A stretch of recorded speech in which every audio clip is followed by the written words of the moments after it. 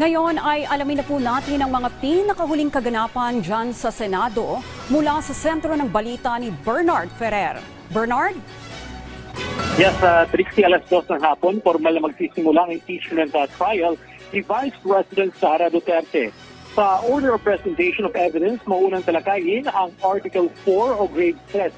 Susundan ito ng Article 1 of misuse of confidential funds at Article 3 of bribery and corruption, huling gitingin ang Article 2 o unexplained wealth. Ayon kay Senate President Sherwin Gatchalian, nakahanda ng lahat para sa paglilitis sa pangalawang Pangulo.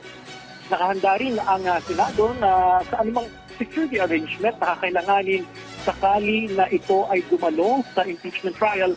Pero sa katatapos lamang na press conference ng defense staff, pangunan ni Attorney Michael Poa, sinumpirma niya na hindi pakakadulo si Vice President Sara Duterte sa impeachment trial ngayong araw. Patuloy naman ang kabantay ang mga tauhan ng Office of the Senate Sergeant at Arms o OSA at Philippine National Police. Maglalabas naman ang impeachment court ng preliminary decision sa usapin ng BIR Greenbacks na sinasabing naglalaman ng tax record ng pangalawang Pangulo. Hindi naman ito nakasama sa marking of evidence sa kasalsigan ng pre-trial conference.